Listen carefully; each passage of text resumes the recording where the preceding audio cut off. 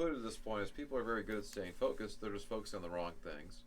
And they need to Yeah. focus on getting the plan down for their business and focus on the next That's year. right. They need a plan. They it comes down to that. Without a plan, what are you focusing on? You're focusing on the randomness of the business. You aren't focusing on getting the desired profits made for your company. That's right. How can it be otherwise?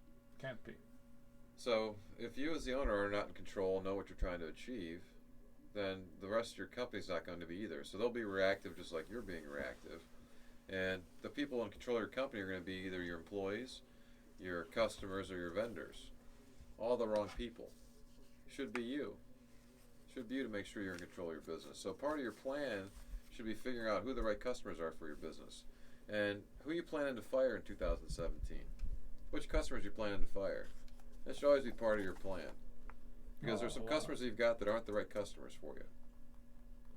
Well, that's true, but different emphasis on planning requires that analysis. Well, but let's say you got every owner who's listening to this, you've got customers that if they went away, you'd be a great relief.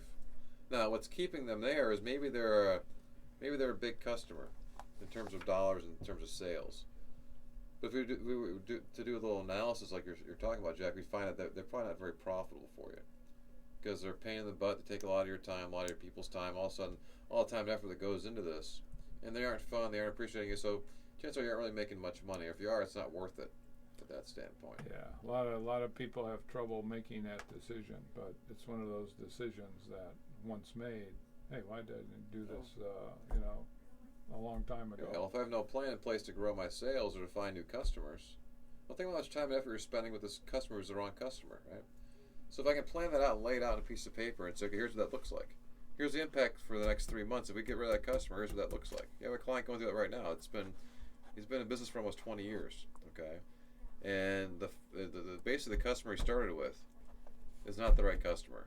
And he's been talking for a couple of years now about how they haven't been the right customer, but hasn't been willing to pull the trigger because again they've been, from a dollar standpoint, it's been a pretty sizable customer for him. But it's finally coming to a head now. This year going into 2017, where he's going to pretty much be done with it. It's a mutual thing, okay? They're mutually agreeing to kind of move on after about 20 years. And the way we're helping to keep him focused and calm is on his plan for this year. So this is a company that's doing about $2 million in sales, and the company, or not even $2 million, it's about $1.5 million. And what he's going to lose is about 20% of that. That's a big number. 20% of your sales is a big number, right? Takes a while, but well worth it. So to come in and say fire those people. Again, we had a client that had almost 90% of their business from a customer that was the wrong customer. So it can be done. We aren't saying just go in and just fire them today. You can do that. That's one way. That's one way to do it, Jack. Go in and say, hey, I'm done with you. You're done. Get out of here. You can do that. But that's not necessarily the best plan to make it happen. But it might be a good motivator to get you out and do stuff. That's right. So part of your plan should be to fire a customer this year. Yeah, that's a good idea. The fire got a lot of them. Yeah, fire 5% of your customers this year. Right. Can you picture one? Start with the one. If there's one customer you can wish that you never saw him again.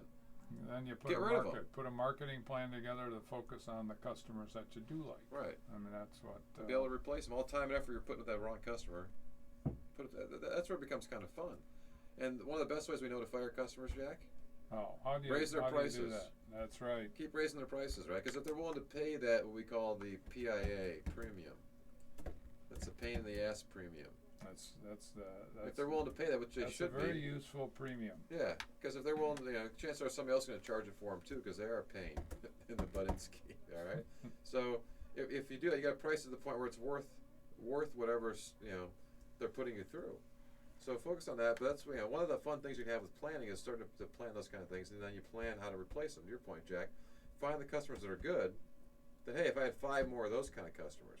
Let's focus on getting those kind of customers. Now, how do you find those? That's what you focus your efforts on. Right. And that's